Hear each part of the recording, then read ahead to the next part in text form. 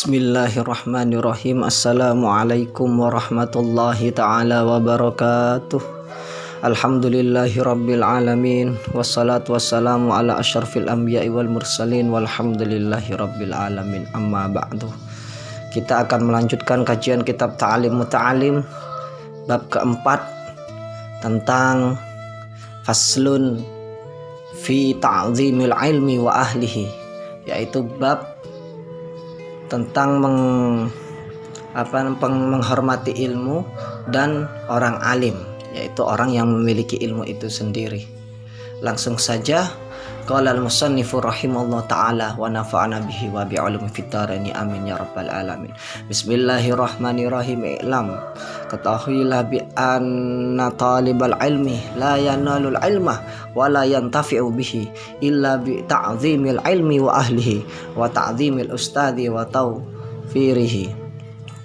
Ketahuilah, i'lam, ketahuilah, sesungguhnya bi anna talabil ilmi la yanalul ilma, tidak seorang penuntut ilmu itu tidak akan mendapatkan ilmu, wala yantafi'u bih, dan tidak akan dapat mengambil manfaat tanpa illa bi ta'zimil ilmi wa ahlihi wa ta'zimil ustadi wa tawfirihi. Tidak akan bisa mendapatkan ilmu dan mengambil manfaat kecuali mengagungkan mengagungkan ilmu dan gurunya, karena ini sangat penting, ta'zimil ustad, seperti itu. Kenapa? Karena dari tingkat keberkahannya, tingkat ini bisa dicapai dengan mengagungkan ilmu dan guru kita. Qila ma wasala man wasala illa bi hurmati. Dikatakan karena orang-orang yang tidak berhasil, ma wasala man wasala illa bi hurmati, orang-orang yang tidak berhasil, mereka tidak akan menuntut ilmu sangat menghormati tiga hal tersebut.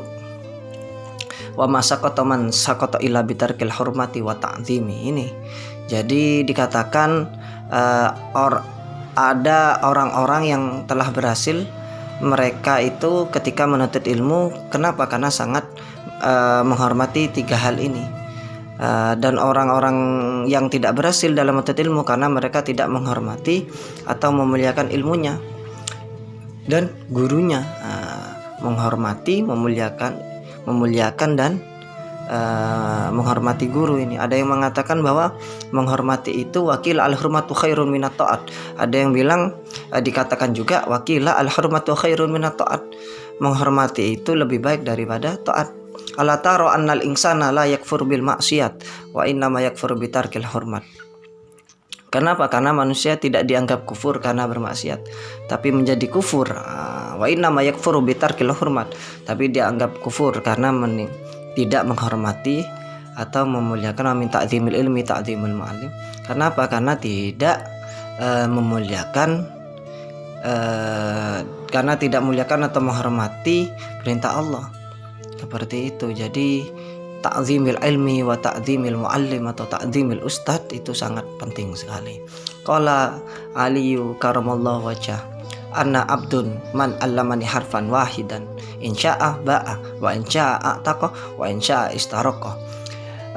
Sayyidina Ali karamallahu wajhah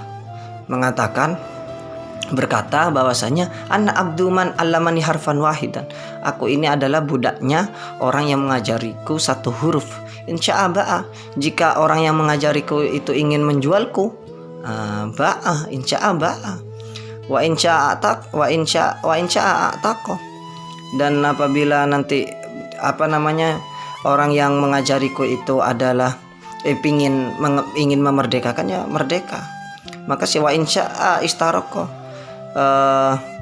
Dan apabila tetap aku ingin dijadikan budaknya, maka tetaplah menjadi budaknya. Kenapa? Karena ini Sayyidina Ali sangat menghormati ilmu, ya. Dikatakan bahwasanya Sayyidina Ali adalah babul ulum, ya, pintunya segala ilmu. Oleh karena itu, kenapa kok bisa sampai babul ulum julukannya Sayyidina Ali? Karena sangat menghormati ilmu dan gurunya, sehingga ini mengatakan yang mengajari satu huruf, beliau ini adalah budaknya.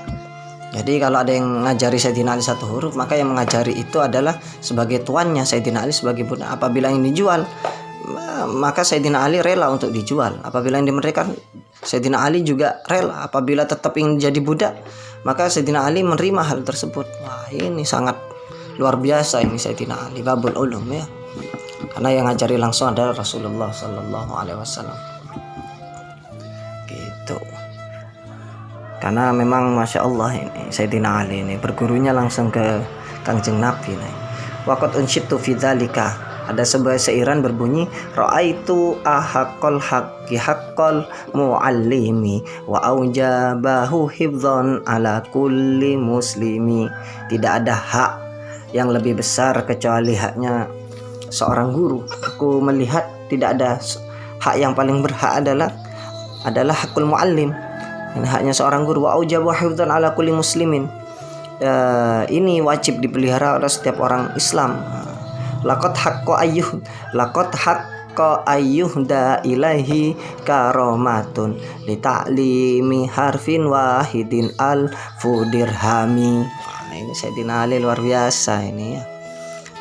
Sungguh pantas, sungguh berhak bila seorang guru telah mengajar walau satu huruf pun, maka diberi hadiah 1000 dirham sebagai bentuk kehormatannya. Kenapa?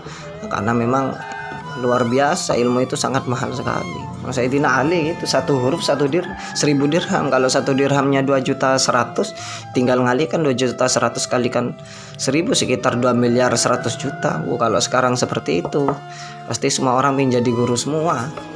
Fa inna man 'allamaka harfan, maka sesungguhnya orang yang mengajarimu harfan, satu huruf, mimma tahtaju ilaihi fiddi,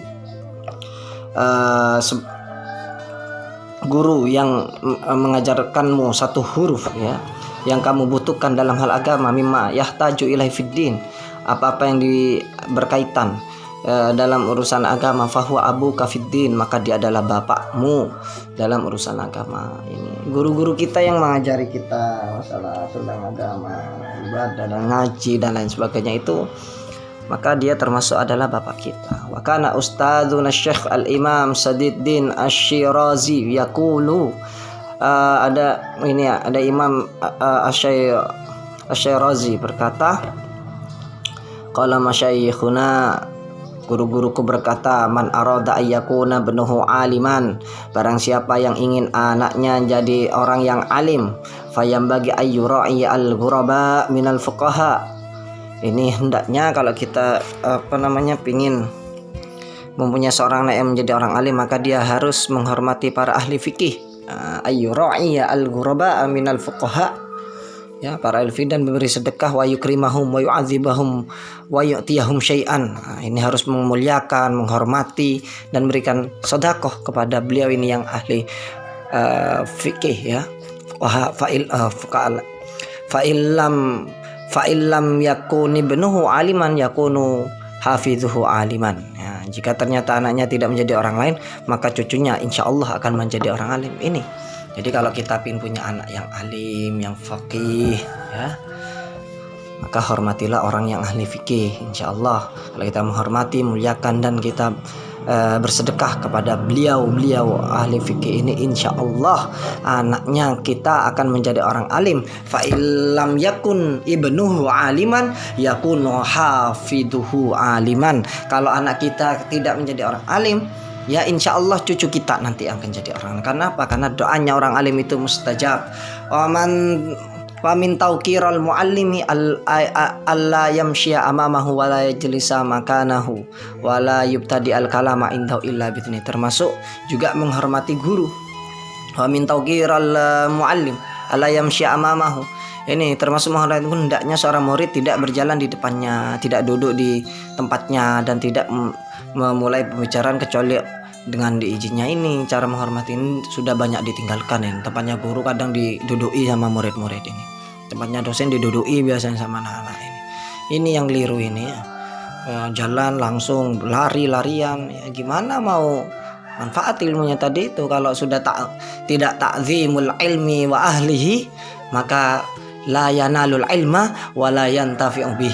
Maka tidak akan mendapatkan ilmu dan tidak akan bisa mengambil manfaat dari ilmu tersebut. Kenapa? Karena tidak ta'zimul ilmi wa ahlihi.